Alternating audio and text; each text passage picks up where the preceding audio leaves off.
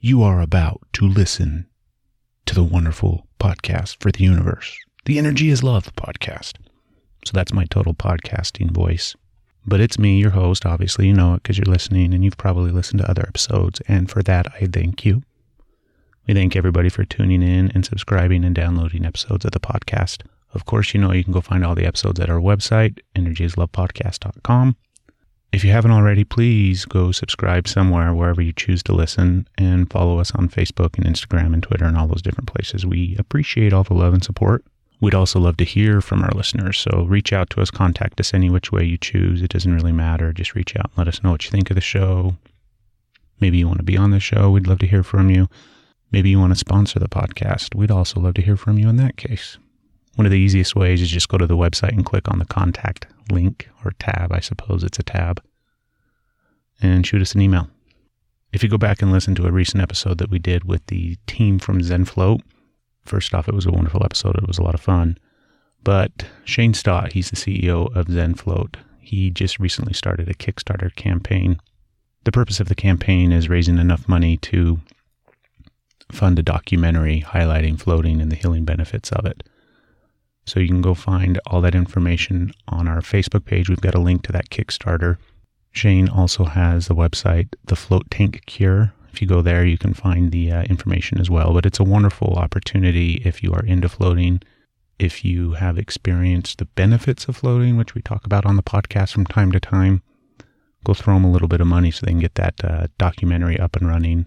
It's going to eventually be made and put out on Netflix and Amazon and all those other wonderful places, which will be a great opportunity for more and more people to hear about and learn about all the benefits of floating. On today's episode, I got to chat with a wonderful guy. His name is Toby Christensen. I found Toby online after I was, I don't even remember what I was searching for, but I came across his Facebook page first and foremost, and I went and checked out his website. The website is healingdrummer.com. So Toby has a really interesting story and journey that he's gone through. Toby's a musician that's been playing music his whole life, and to listen to his journey and his experiences and everything that's kind of led him to the point where he's at now. But he does a lot of sound therapy work with clients, workshops, and things like that. Toby's tagline, or his mission, I suppose, the thing that he kind of focuses on is change your rhythm, change your life, which what he does is he uses sound therapy in the form of drumming. A lot of those native African drums, djembe, I believe is how you pronounce the type of drum that he uses mainly. He works with clients in sessions designed to help raise and change and alter the vibration, which then in the long run can change people's lives incredibly, profoundly, and almost instantaneously in a sense. He talks a lot about it during the episode. Really fascinating guy, really wonderful episode. He had a lot of great stories and insight, and I really enjoyed chatting with him. So go check him out. Like I said, he's on Facebook at The Healing Drummer. You can go to his website, healingdrummer.com. But for now, sit back and relax and enjoy this wonderful episode with Toby Christensen on the podcast for the universe. Here we go. You're listening to the Energy is Love podcast. Energy is Love. The Energy is the Love podcast. The Energy is Love podcast. Energy is Love. The Energy is Love podcast. The podcast for the universe. The Energy is Love podcast. Well, good morning, Toby. Well, good morning, Craig. Thank you for taking the time to be on the podcast. I really, really appreciate it. Oh, absolutely. My pleasure. And where are you from? That's one thing I probably should have asked you before we hit record, but... Well, originally I'm from Seattle, Washington, and I'm living in Cincinnati, Ohio right now. And how long have you been there? I've been here for, I think 4 years. And then before we hit record, you mentioned that you did live in Utah at one point. Yeah, I moved from, I lived in Portland, Oregon for a while, and then I moved to Park City, Utah. I kind of lived the life of a permanent vacation vagabond. I lived in Park City part of the year, and I lived on the island of Kauai for part of the year. You've got all these wonderful places, Seattle and Portland, and people that aren't familiar with Park City, it's a beautiful town up in the mountains. Yeah, I've been very fortunate to be able to hang out in some very nice places. And because of the work that I do, I can do workshops anywhere and I can do private sessions anywhere. So usually I either form a community wherever it is that I live, or people come from other places, because especially like Park City and Kauai were both huge destination areas. It made it nice because people could take their vacation, come to a workshop, and because especially on Hawaii, in Hawaii, I was in really tight with the locals because I had been going there about 5 months a year for 10 years. And I was able to provide my clients with an experience that you couldn't get going on vacation there.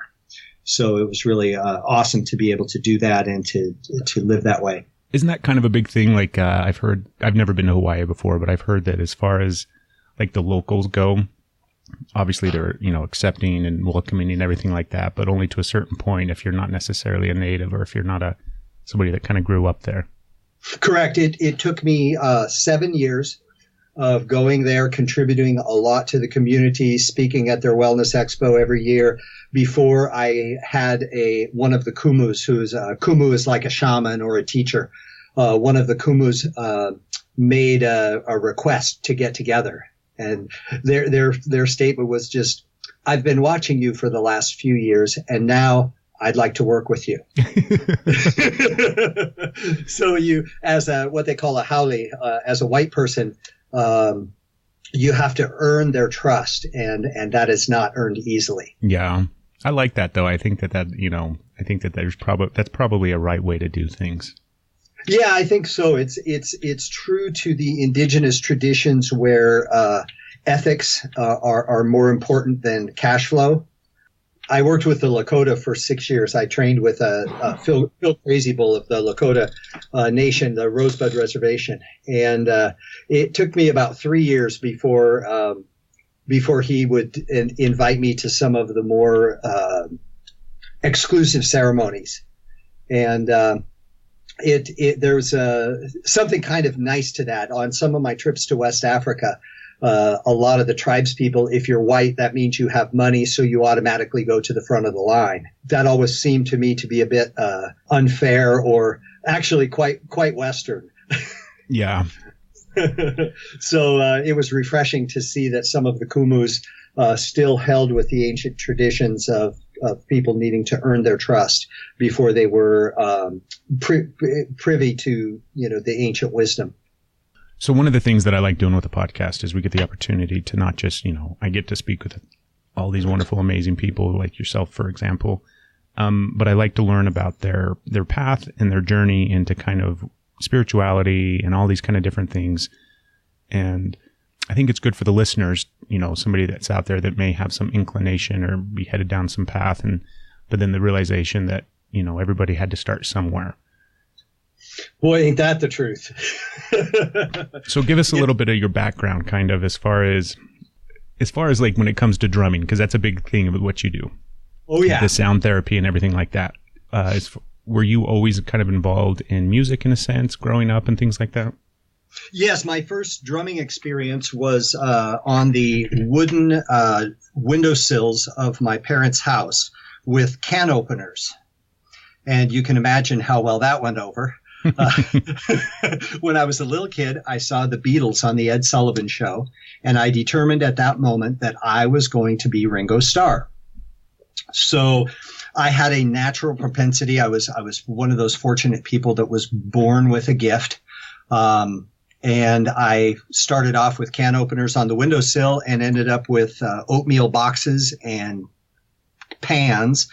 When I was about 5 or 6 years old, my parents bought me a little snare drum, and I would sit at 6, 7, 8 years old. I would put a stack of records on the phonograph, and I would sit for hours and play that snare drum to the Yardbirds, to the Rolling Stones, to the Beatles.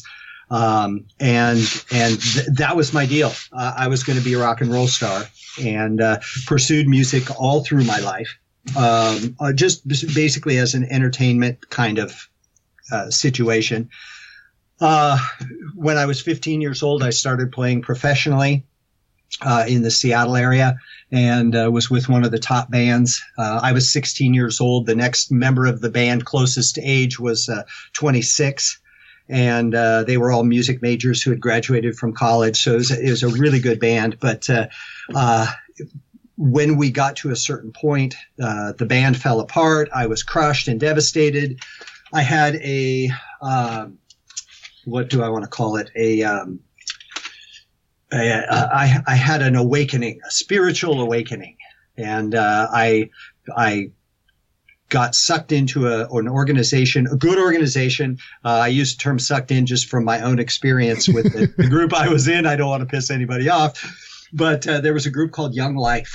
And I then adapted. I had been raised in the Lutheran Church, so I was familiar with church. I was raised in the Christian religion, and was always a bit horrified by it. I remember doing the Apostles' Creed every Sunday. I am by nature sinful and unclean, and I'm separate from God. And that kind of bothered me.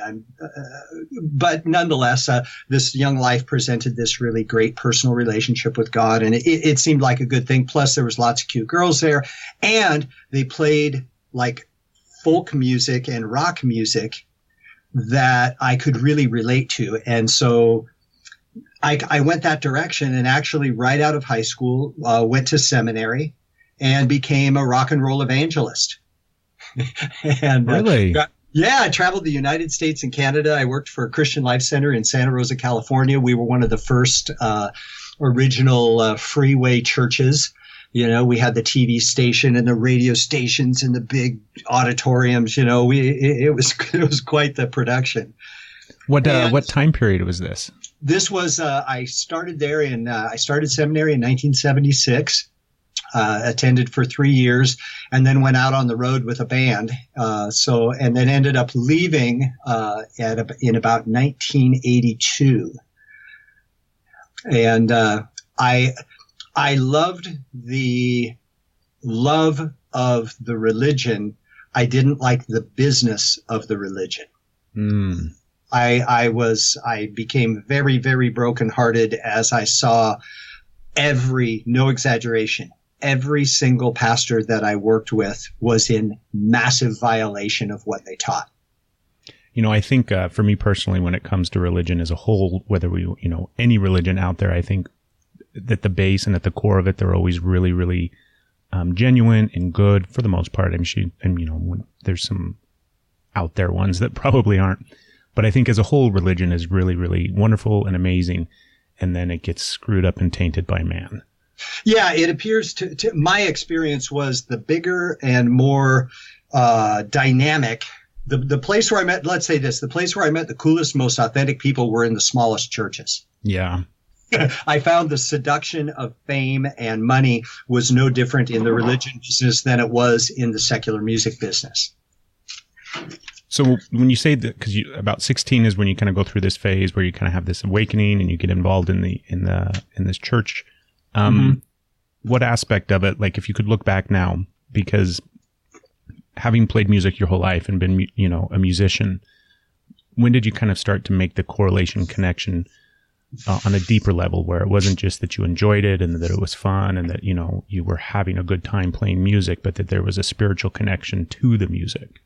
Well, I think that happened in my work with the church. One of the things that I realized, here was this huge multi-million-dollar complex with phenomenal technicians at every helm, except people didn't know how to do the music. Like for the worship service, people didn't know the science of connecting to people, and so I became just a natural in the system, because when you play secular music and you're in a nightclub or you're in an auditorium, you learn how to touch the people and to evoke emotion from them, to prod them into opening up. And with church, because people came there with the specific intention to connect with God, it was really easy to do that. And I watched the effect of those hymns and those modern songs really impact these people. And I believe that it was absolutely sincere and authentic. And it was really powerful for me to see music have that kind of an impact, and really a life-changing experience for people. And then at what point do you kind of, I guess, branch out and go on your own? Well, in about 82, this huge fiasco happened and our church ended up going bankrupt. And I just said, screw this. I'm out of here. And so I basically said, screw God, screw you, church. I'm just going to go be rich and famous, and I'm going to be a high-powered businessman and do what I want to do. And I left, and I went and got a job with Nordstrom and was a buyer for Nordstrom for some years, got into that whole corporate scene. I was recruited by a company called Avia, which was an athletic shoe company.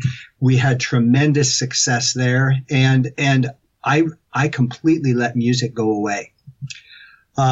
Through that time, this was back in the 80s and early 90s. I was fortunate to achieve the success that I had always dreamed of. The only part that I didn't count on was the cocaine addiction. Mm. And it seems like they almost go hand in hand sometimes. Oh my God, yeah, and that was the time in our American history when that was just, if you were a young budding executive making more money than you should, that was just the natural consequence. And I think I always had that spiritual hunger, and when I left the church, I didn't have a place for it to go. I stopped playing music, and I completely became obsessed by wealth and power, and I, in a sense, I feel like during those years, I lost my soul from the, mid 80s to the mid 90s. I lost my soul, and what filled that was drugs and craziness. Had you ever kind of gone through a period of time before where you struggled with addiction, or was it a new thing for you? That was a new thing for me. I've always been spontaneous, shall we say, super high energy, mm-hmm. and always up for the dare. But I had never gotten into a situation that was problematic, and so that was a wake up call for me. It was in my recovery process from cocaine that a therapist that I was working with introduced me to a guy from Africa, and I got tricked into going to one of these men's conference meetings. My therapist goes, you really should go to the workshop this weekend. And I'm like, you know what, dude, I do not want to go to the freaking Kumbaya land, where, let's read poetry and cry and, show our feminine side. I said, we just got to hug it out. Oh yeah. That's just such bullshit. I just I just won't go there. And, what happened was I ended up meeting this guy, the African gentleman he was hosting. And I fell in love. I mean, this guy was the kind of person that I always wanted to be. He was authentic. He was genuine. He had a spirituality that was absolutely non-judgmental. He really met you where you were. And I was so blown away by his love and his compassion and his openness that it was completely outside of any parameters I'd ever experienced from someone who was, quote, a spiritual leader. And so I went ahead and went to the workshop, and I told my therapist, I said, I'll go for the evening intro, but I'm not going to stay. Well, what happened was this guy brings out this djembe drum, which is a drum from West Africa, and he started playing it. And when that drum started, my heart blew wide open, and I get emotional when I tell the story. And it was, it was almost 30 years ago. Something changed instantaneously, and I this poor guy sitting next to me, I just grabbed his drum, pulled it in front of me, and started playing along with the teacher. And we jammed for we must have jammed for 2 hours. My hands were blistered. I hadn't played for 12 years. And that was the defining moment that changed everything for me, because I found my spiritual path and I reunited myself with music. That's good stuff. Oh, it was really powerful. So after having that experience, if you could look back, so you say kind of your heart, opened up completely. Like, what would be What would be a really deep spiritual way of describing that? Does that make sense? Because people out there will hear this and they'll think, okay, so he goes to this workshop and some guy starts playing a drum and then he gets all emotional and they're not making the correlation or connection necessarily. Yeah, and see, there's a different, and this is something that when I do my my music therapy training, I always deal with people on this issue because it's really important. A cathartic experience is not necessarily a transformation. Okay, and we see this in modern psychology all the time, and there's nothing wrong with modern psychology. I got lots of help from some great therapists and psychologists in my life. However, one of the things about Western psychology is we do a lot of talking about the problem. And one of the things that I've learned in the last 30 years is what you focus on, you feed. So when you come in and you continue to focus on the problem, you continue to feed the problem, and you might get a release. Oh, I felt so better after my session. Great. How did your life change? Is always my first question. And what happened for me in that moment when this guy started playing the drum was my life changed. Everything about the way I felt, everything about the way that I saw things, every ounce of resistance within my being was completely eradicated. And I don't even have the words to articulate it other than it's kind of like, you know, you're driving along, like for me, and sorry about you guys that like country music, I cannot stand most country music. Okay? It drives me freaking crazy. The twangy Telecasters and the whiny voices and the stupid stories, they drive me nuts. Okay? So I don't care about your pickup truck and your dog. So if I'm listening to the radio and a country western song comes on, the first thing I do is reach for the button and I change it. And that's exactly what happened in my life. It's like in that one moment, I realized the song of my life sucked. And I changed the station. The djembe switched me to a new frequency. I didn't make any great sacrifice. I didn't, you know, it wasn't like I started channeling a 20,000-year-old being or anything, you know, shit like that. You know, I just got blessed and I got changed, period. And, you know, now a lot of people have spiritual experiences, but the important thing is, what do you do once it happens? Because we all have a choice. Once we have something profound that knocks on our door, we get the opportunity to either open it up and invite it in or to ignore the knock on the door. And, for me, it was one of those things where the timing was such that I was absolutely ready. I had hit rock bottom. Several months before, I had sat down with a bottle of Tanqueray and a 9mm pistol and decided that I didn't want to live anymore. So I literally had hit the bottom. If it weren't for getting really drunk and passing out, I just, when I came to the next morning, it just didn't seem like such a good idea. So I put the gun away. But, so I had really hit rock bottom, and there was some kind of spark of life that woke up inside me, that changed everything. Did you continue on? Like, did you have a connection now with that guy? Oh yeah, I couldn't go to enough workshops. You know, I'm like, okay, now I want to learn about ritual. Now I want to learn about, you know, what the 5 elements.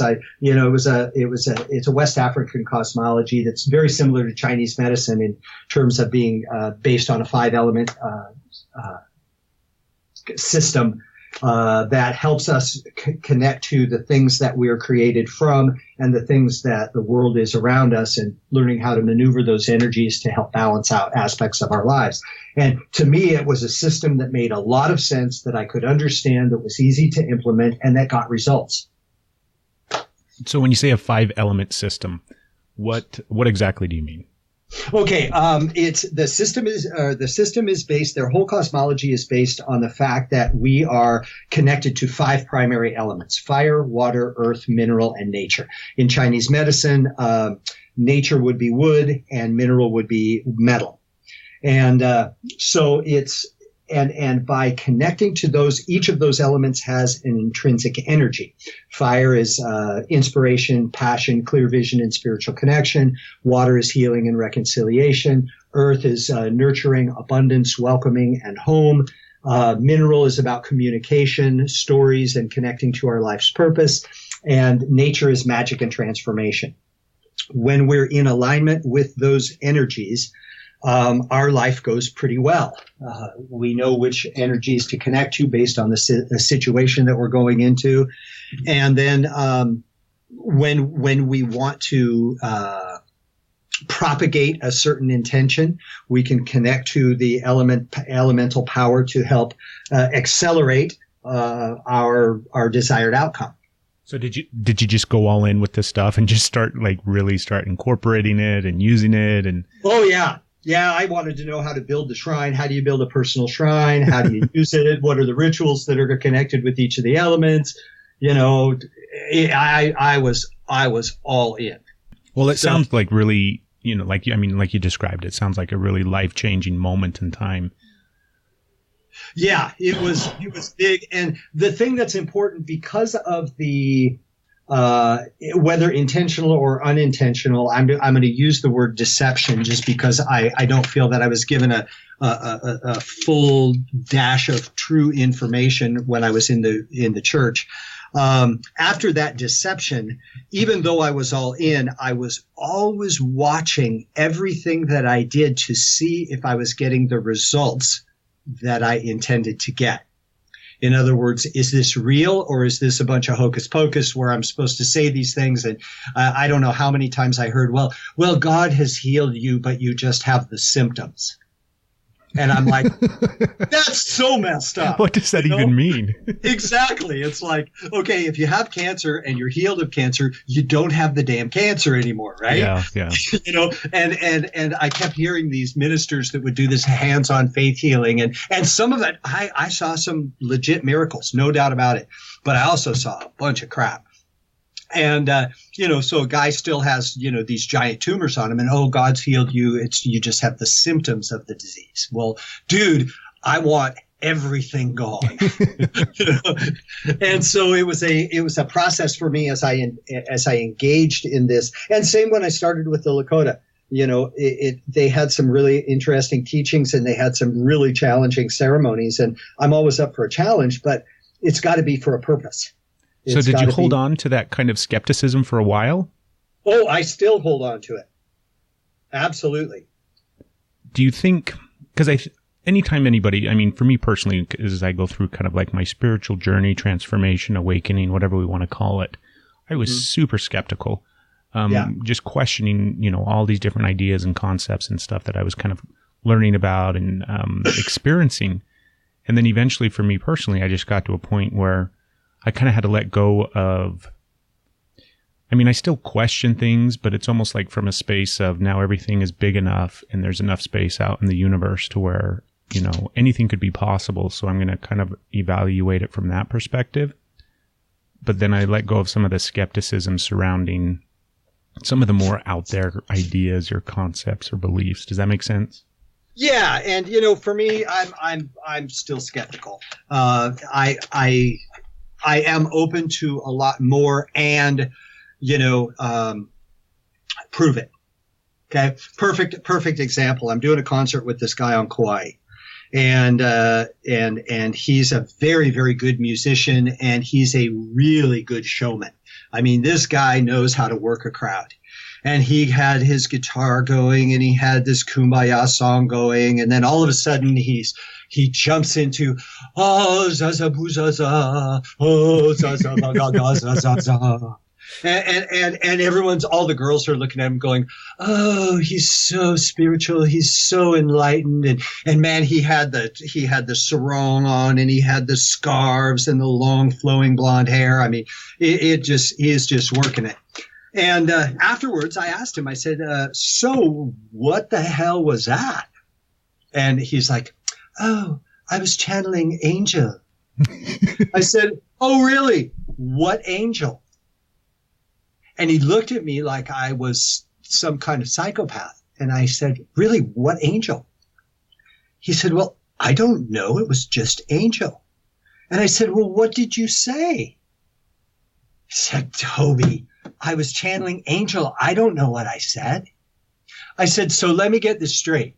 You're channeling a message to a group of 150 people. You don't know who it's from and you don't know what you're saying. So basically you could have cursed everybody with pancreatic cancer and you don't even freaking know. And he's like, he looked horrified because I'm like, just because something comes through and it sounds really cool doesn't mean that it's good or authentic or helpful. So, one of the things that I learned from my teachers, and I've been blessed to have some really good teachers, is, the power of the spiritual person is the depth of the relationship that you make with the other world. So you know who you're dealing with. If you're going to give a message to a group of people, you better know what the heck you're saying, and you better know who it's coming from.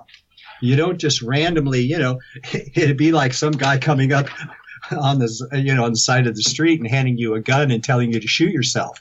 And you do it because he was a spiritual dude and looked like Jesus, Do you believe in that? Do you believe in that concept or idea of channeling when people would be in some space where they would start to receive information or insight? I have met, out of the maybe 500 people that want me to drum for them while they channel, I've probably met 2 authentic channels. Maybe. And some of the very, very famous channels that I won't mention, but that everybody who's listening would know who they are. The only thing that they had to say about their channeling was that they get over 100,000 people in their podcast or in their webinars, and they make over $200,000 an hour when they channel. Gosh. See, I always, because like the whole idea and concept, I think it's, for me personally, I think that we almost always channel, right? I think that we're always, because if you think about the information that you receive, suddenly you're getting a thought or an idea or something pops into your head almost seemingly out of nowhere. I believe that that's channeled information.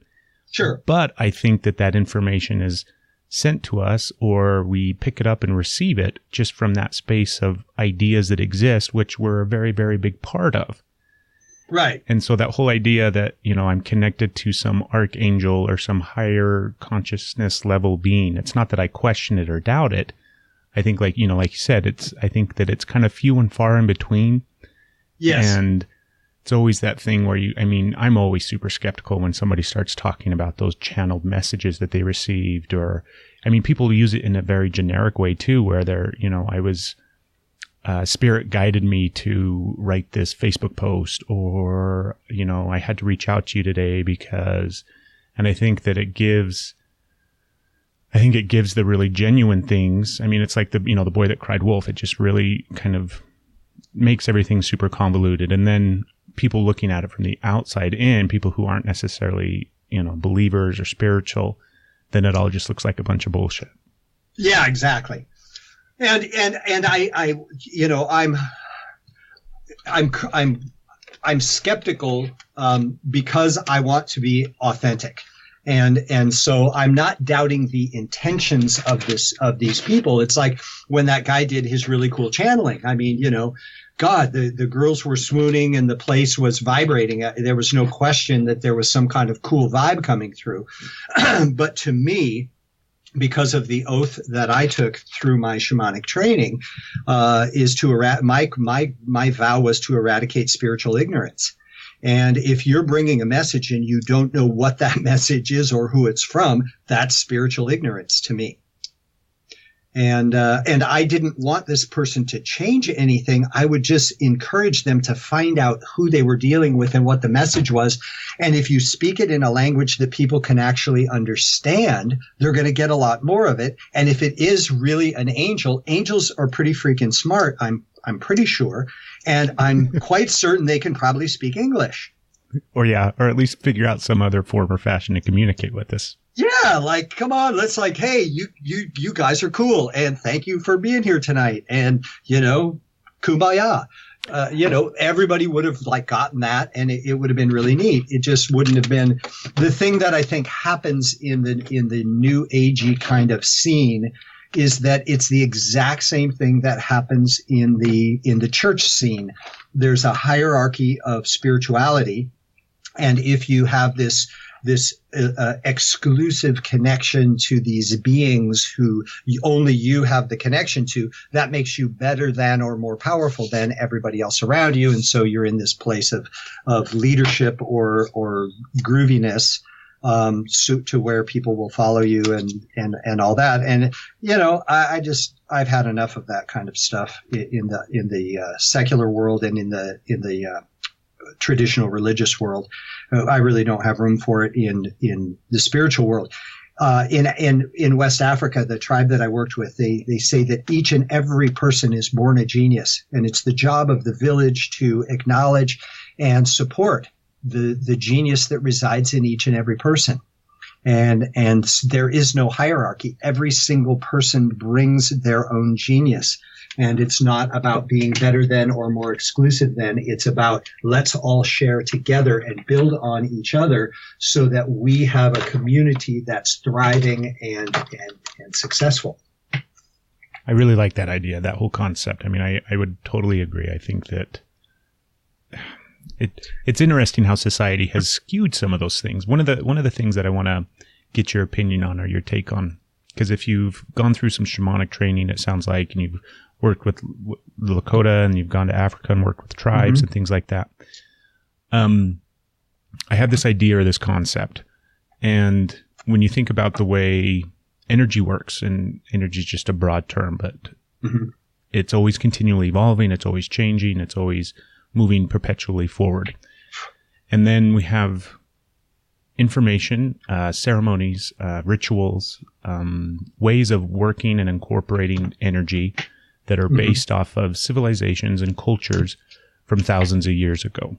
And in my mind, I think that it's a wonderful platform. It's a wonderful base, kind of, if you're going to build a foundation, it's a wonderful way to start that foundation on some of these old teachings and some of these rituals that have been around for a very, very long time.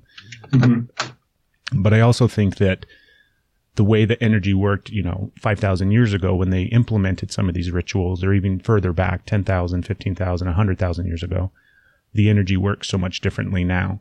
And so I think people get very dogmatic when it comes to their ancient belief systems or rituals or concepts and ideas surrounding some of those teachings, when I think they're just a good foundation. I think that they don't necessarily correlate and work the exact same way, simply because the energy that exists on the planet now is so vastly different than it was back in the day. Does that kind of make sense? Yeah, and I think that in at least in the West, there is such a lack of connection with energy because we have technology. We don't need to do the work that the ancient people did to connect to the messages of the spirits because we've got Hay House. Yeah. And we don't have to go through the initiations because we have workshops that we can go to and we have people telling us what to do all the time. And the thing is, back in the day, people had to go through their own initiations, and they had to put in the hours to learn who they were connecting with and how to do that. And sure, they had elders, but it was your own personal journey, when you went through initiation. And I think that there's constantly new ways of expressing the energy that exists, and maybe there's new kinds of spiritual energies around now. I'm not sure. I know a lot of people who think there are, and I know a lot of, and I have my way of discerning whether I buy into it or not. One of the fields that I've reluctantly worked in is people who have been abducted by aliens, or who say they have been. And that's really, really out of my usual ballpark, because I usually leave that for other more new agey kind of people. But I've actually worked for a government agency. I can't really say much about it, but like this was a legitimate deal. And for me to see how this person was expressing their connection to this energy that was very, very unfamiliar to me, I had to look for ways of verifying its authenticity that were in alignment with what I could understand. And when I was in Burkina Faso, I mean, man, we were doing ritual one day. This is just an example of some of the things that they take for granted that totally freaked me out in terms of how energy works. We had done ritual by the Great River. We had these animal sacrifices. I mean, this was like old school, man. This was Old Testament. And we did the goats and the chickens. And on our way back, it was about a 30-minute drive. And we're in a Suburban that we had shipped over to that country so that my friend and teacher had some transportation over there. And but there's no roads, right? So we were on some rough terrain. So we're about 30 minutes back, coming back to the village from the ritual space, and I realized that I had left my camera sitting on the stump next to where we ate lunch. And so I'm like, crap. And my friend turns around, Malidoma turns around, and he says, Toby, what's up? I said, I can't believe it, Malidoma. I forgot my camera on the stump next to where we ate lunch. Well, he's sitting next to, there was one of the elders who was sitting in the passenger seat riding shotgun, and they start talking Dagara, and I have no idea. It just sounded like gibberish to me, you know, and all of a sudden it got really quiet, and Malidoma stepped on the brakes, and he pointed to the front of the car, and he said, go get your camera. My camera appeared on the hood of the car. So what? So to them, I'm like, what the hell? Yeah, exactly. What the hell? To them, that's just how energy works. Ganin bilocated. His spirit went back, grabbed my camera, and brought it and put it on the car. And to me, I almost wet my pants. I mean, I had no context in my psyche for how to translate what just happened. You know? But to them, it was just like, oh, Ganin went and got it. What do you mean Ganin went and got it? Ganin was sitting in the passenger seat, and it's 30 minutes away. He would still be walking to get it, not even back. And in like 15 seconds, here it is. You know, that just freaked me out. And then when these beings called Contomblis showed up, you know, like real honest to God, like things appear out of nowhere. And you know, they go, oh, the Contomblis are here. And I'm like, because I'd never seen that kind of stuff before. What were they called? Contomblis. And like, what exactly was it? Like, were you guys in ceremony or something like that? No, I was in my bedroom. So I was sleeping one night and I woke up and there were these, you know, those exercise balls? They're about, I don't know, 1.5 feet, 2 feet in diameter. Uh-huh. Okay. Well, imagine one of those with a halogen light inside of it, floating about 3 to 4 feet off the ground. And there were two of them. And they're floating around. And I wake up and I go, okay, Toby, you're still asleep and this has to be a lucid dream. Well, I had gone to Africa with my friend Ed. And so I just quickly checked myself, slapped myself in the cheek. Yep, I'm awake. Okay, those things are still floating around. They didn't clear. It's not like I have some kind of, you know how people take pictures and they see a little ripple and they go, oh, there's an orb in my picture. Oh, there's spirit showing up. No, this was like a freaking silver ball floating around my room. I'm like, this is not like some orb that might be there or it might be a dust spot. This is not natural. So I whispered over to Ed and I'm like, Ed, do you see that? He says, you mean those silver balls floating around the room? I'm like, yeah, duh. Uh-huh. We watched them for about an hour and a half. And then in the morning, we go running out and we're like, Malidoma, silver balls. Holy shit. What? And he starts laughing and he's like, oh, I forgot to tell you, I put you in Martine's room. My sister, she's a Contombli channeler. And there's a vortex to the other world in the middle of your bedroom. Those were the contumelies. They were just checking you out while you were sleeping because your defense mechanisms are down when you sleep, so that they could understand you better because we're going to go to the village and we're going to work with them. I'm like, Jesus, you could have just asked. You scared the crap out of us. So all of those ideas, all those concepts, like him bilocating and going and getting your camera and this experience with that, it sounds like it, they don't necessarily they don't think twice about it. It just happens. It's just known that this is something that exists and this is what it is. Right. So how the hell do you come back to America having experienced some things like that? And then not just, because for me personally, if I go through an experience like that, I'm going to become incredibly fascinated and kind of like absorbed by it to where I want to understand so much more and really, dive into that stuff. Well, I kept studying with him. It's funny. We shifted from teacher student to colleagues, and we've co-facilitated many workshops together over the years. But it's just, you keep learning. And the thing that's important is that there's no fixed rule of dogma that's ever created, because the contumelies will show up one way one time and they'll show up completely a different way another time, just so you don't expect or presume that you've got it wired.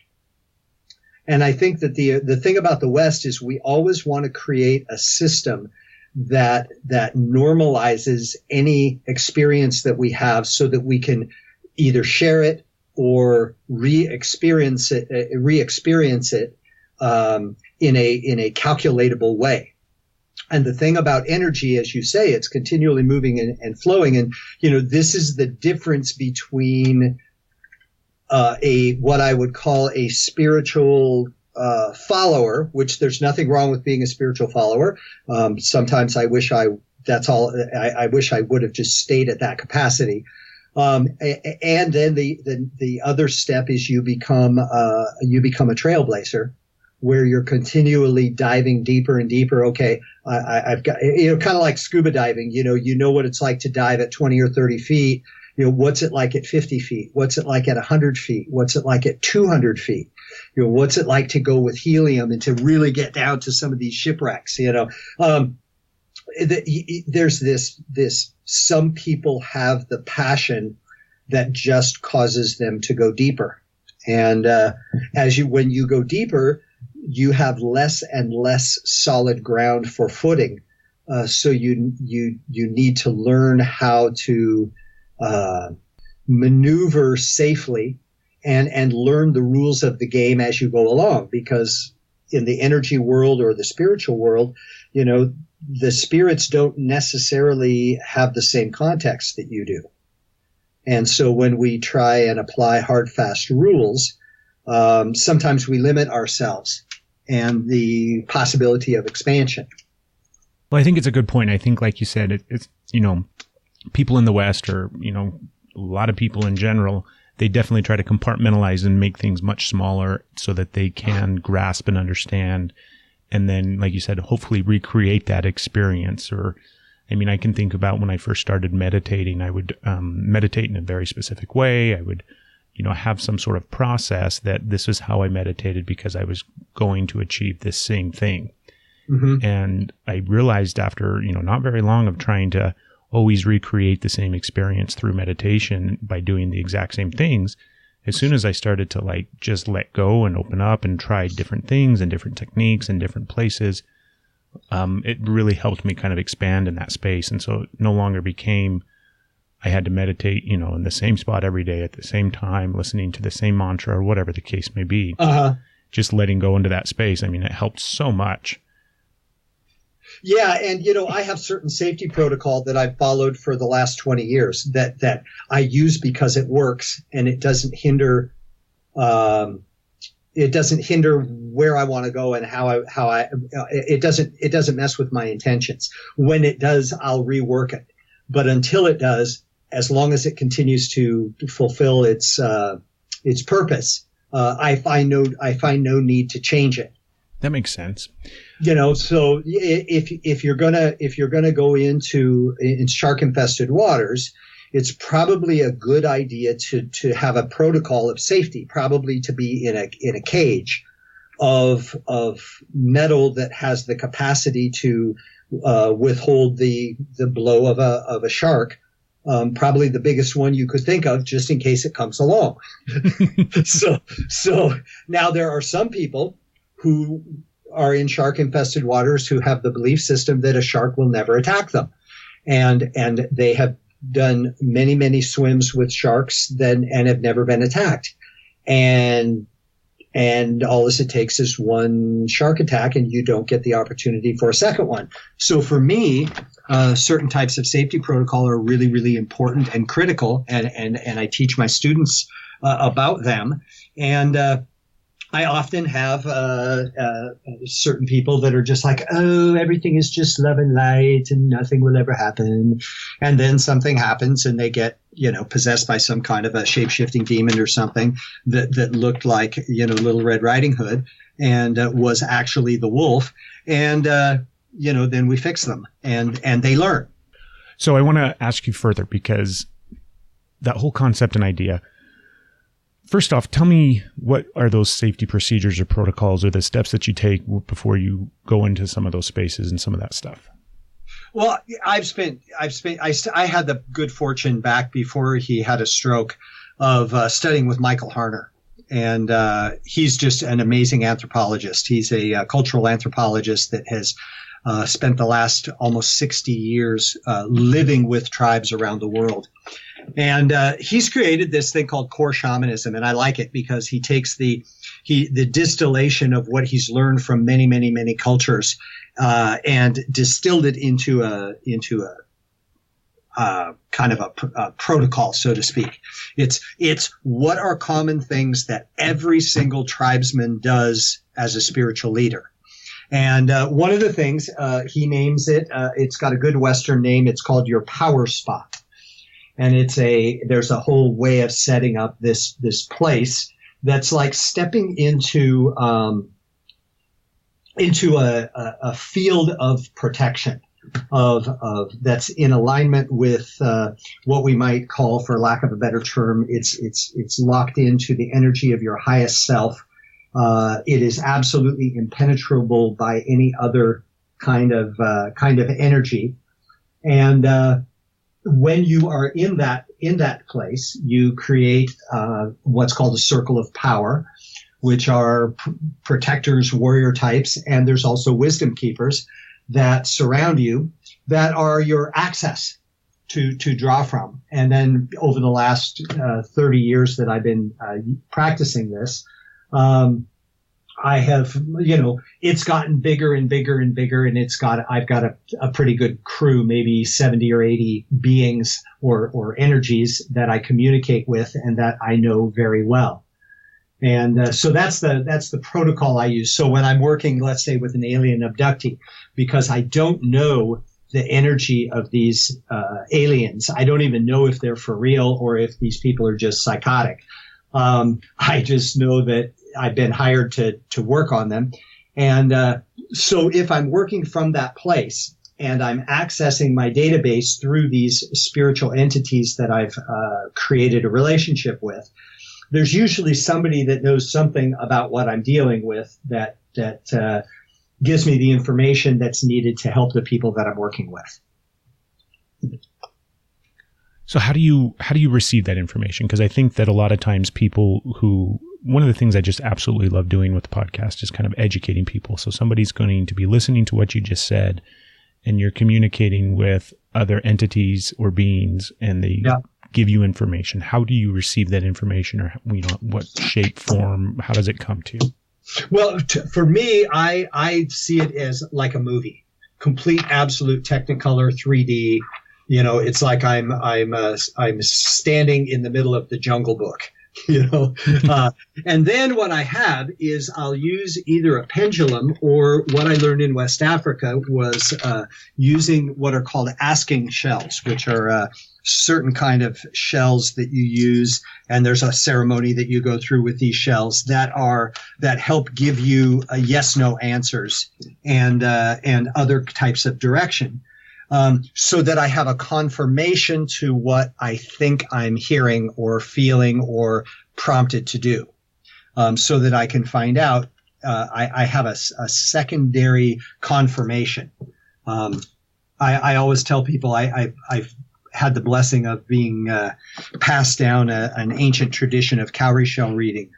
There's very few people in the world that have been gifted this directly from the elders, and I happen to be one of them. And one of the things that they always say in their own funny way is, nobody cares what you say. We only care what the ancestors say. and so what's really important is you have these asking shells that differentiate. They give you yes, no answers, whether it's you or whether it's, a direct call from the ancestors. And that's what they call the spirit beings. I'm always leery when I'm at some kind, and I usually don't go to them, but if I'm at some kind of a new age, a psychic fair or something like that, I'm always leery of, I see your guides and my intuition says that, you know what? I don't care about your intuition. That's your intuition. Keep it to yourself. Okay. What I'm interested in is if I ask somebody for help, because permission is one of the critical protocols, it is then how do you confirm the accuracy of the message? And so I have methods that I've built up to check and double check, because I would never be so arrogant as to assume just because it popped into my mind that it's the absolute truth for myself or for someone I'm working with. And particularly if I'm working with someone, the last thing I ever want to do is give them information that's not absolutely completely vetted. Yeah, you don't want to channel the angel. Yeah, exactly. I don't know. Go figure it out. So tell me about how see if I can actually form a question here. Tell me what you're doing with Healing Drummer and all the sound therapy and all that kind of stuff when you work with people. Well, one of the things that I found is that, again, I mentioned earlier, I've had great help from psychologists and psychology. And I find it to be, there's a loop that you can really get into in talk therapy, where you continually talk and talk and talk. You have a cathartic episode. You feel better. You're all kumbaya. You leave the therapist's office. The next week, you're in talking about the exact same thing. And 10 years later, you're still talking about the same thing. What that shows me is that there is an energetic shift, but not an energetic transformation. And if we want to get out of our shit, we need an energetic transformation. And so the thing that I learned in West Africa working with these tribes people is a way to use sound and rhythm to literally change the energy that you carry. Everything about your life, everything is a reflection of the energy that you carry. When you change your energy or change your rhythm, you change your life. And that's been my tagline since 91. Change your rhythm, change your life. And it really is that simple. So I use these elemental rhythms, which I developed through literally thousands of hours of meditation, and then having them confirmed and reconfirmed by the elders. Because again, the last thing I want to do is just create some scam system that gives somebody a kumbaya experience but doesn't change their life. I want real change. I want people to not have to suffer with what they've been suffering from. And anyway, bottom line is, after having this wild dream about zombies and healing these zombies in my dream, I called Malatoma and I'm like, dude, what's up with this dream? And I explained the dream and he's like, are you stupid or what? And I'm like, what do you mean? That's not very nice. I've just had 5 of these horrific dreams where zombies have come after me. He said, yeah, and you healed them by drumming over them. The ancestors are showing you what your life purpose is. Just start doing it.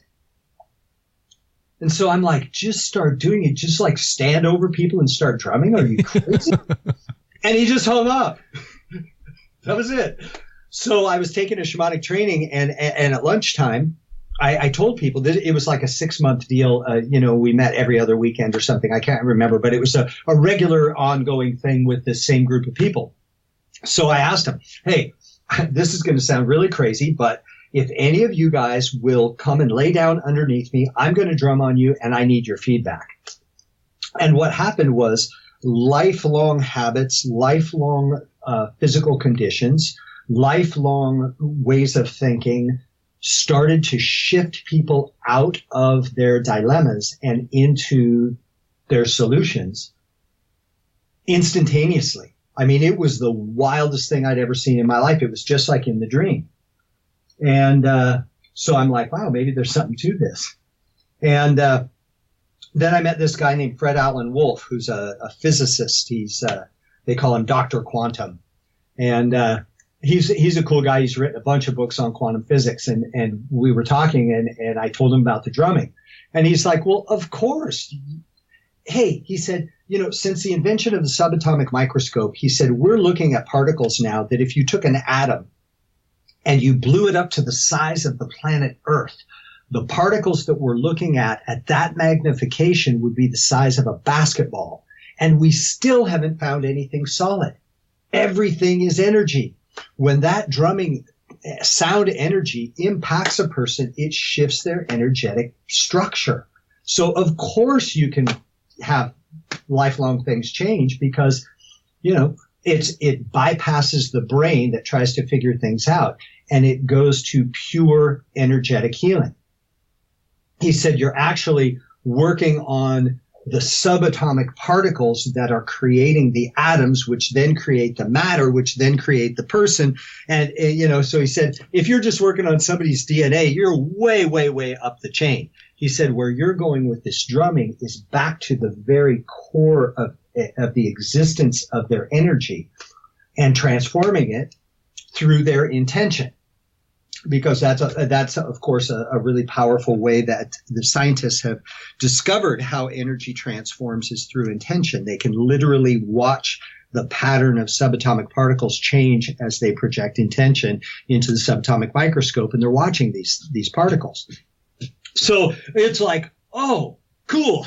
I didn't know any of that when I started. I just knew that when I drummed, just like in the dream, when I drummed, people changed. And so that's what I've been doing for the last gazillion years since I think I started actually doing sessions in about 2002. And seen a lot of really cool things from there. I was traveling almost 300 days a year for almost 10 years. And, just getting to see as many people as I possibly could. I realized that it was futile to try and think that I could actually do it myself. So I've been taking on a few people to train them on how to do it. And then I also developed a program called Shift It, which is a way to take the drumming and music, create a soundtrack, a 30-minute soundtrack for people that helps to shift their energy from the situation that they're in and help propel them towards, where they want to go in life. And so I do a lot of custom soundtracks here in my recording studio. Do you find that is it more effective if the drumming or the sound therapy is done in person, or can you achieve the same effect if you're listening to it, like, on a track or something like that? You can achieve the same. However, the dynamism of the experience is definitely more profound live. Mm-hmm. The long-term effect is equal, but the impact, I would say that maybe the speed in which it takes holds happens faster if it's live, because it's an amazingly dynamic experience to have that drum, 6 inches from your heart chakra and getting, these rhythms, just viscerally experiencing that is, I can't even begin to describe it. Well, it does. It sounds incredible. It sounds amazing. I've watched some of your videos. I've seen some of your stuff, and hands down, you're obviously very, very talented at what you do. And I love getting the chance to speak with you. I think that, you're way more fascinating than I thought you were going to be. Not that I didn't think you weren't going to be fascinating, but you know what I mean? It's always fun to kind of learn about somebody new and everything like that. Sure. So I really appreciate you sharing. Absolutely. My pleasure. It's been really fun. What's the best way for people to reach you or find some of your stuff if they want to go out? Go to healingdrummer.com, or my email is toby@healingdrummer.com. Contact me if you have any questions about the work. There's pretty good descriptions in the workshop section and in the private sessions section on the website. But if you have any questions, you know, the thing that's really important to me, I've seen a lot of my teachers over the last 30 years, as they become more popular, they become less available. And one of the things that I try and do, no matter what, is always be available for anyone who needs me. So I remember one of my students going, "What? You mean like you give us your real email?" Yeah, you got my real email, and guess what? You can go to my website and get my real cell phone. And as long as I'm not in session, I'll usually answer it. They're like, "Wow, I've never had any teacher do that before." You know, it's just like, get over yourself, right? Yeah. I'm here to be of service, and the best way I can be of service is to be connected to the people that need my service. So, you know, that's healingdrummer.com is probably the best way to get a hold of me, though. And you do a lot on your Facebook page too, right? Like, if I'm not mistaken, you throw up some of those live videos where you're doing like drum church once a week or something. Yeah, every Sunday. This just happened as and this is welcome to my life, right? One Sunday, one of my friends was giving me a bad time about church, and he's a fundamentalist Christian, bless his heart, and I am absolutely going to hell, and I'm in alignment with the devil. And I'm like, well, cool, you know, I guess I won't see you, you know, in the afterlife. And but I will see almost all my friends. And so he's giving me shit about church, and I'm like, well, hell, I'll just create my own drum church. And just on a whim, I sat down, did a Facebook Live, called it Drum Church. I mean, I just totally pulled it out of my backside. All of a sudden, I had 600 views. And I'm like, oh, shit, maybe I stumbled onto something here. Yeah, I think it's good stuff. Every Sunday, 11 o'clock Eastern time, no matter where I am in the world, it's 11 o'clock Eastern time. Sometimes I got to get up really early or stay up really late, but I do it anyway. And yeah, I do 30 minutes, and each Sunday has a different theme, and I drum and talk and have people just take in the drumming. That's really fun. Sometimes when I'm here in the studio, just doing my morning devotion, I'll get a little hit that someone out there needs to hear something for that day. And so I'll just pop on a Facebook Live. So sometimes there's just spontaneous videos. And then, of course, on the blog section of Healing Drummer, there's a ton of stuff. And on YouTube, there's I don't know, I've got 800 videos or something on YouTube. And so, you know, just Google Toby Christensen or Toby Christensen drummer, and they all come popping up. Wonderful. Well, thank you so much, Toby. I really, really appreciate you taking the time. Craig, it's been a pleasure, and I have done many interviews, and this was a very, very fun one. So it's you ask really good questions and gather good information, and there is a knack and a gift to that. So thank you. It was really a pleasure working with you. Well, thank you, and everybody go out and have a beautiful, wonderful day. I realized the song of my life sucked, and I changed the station. Everything about your life, everything is a reflection of the energy that you carry. What you focus on, you feed. When that drum started, my heart blew wide open.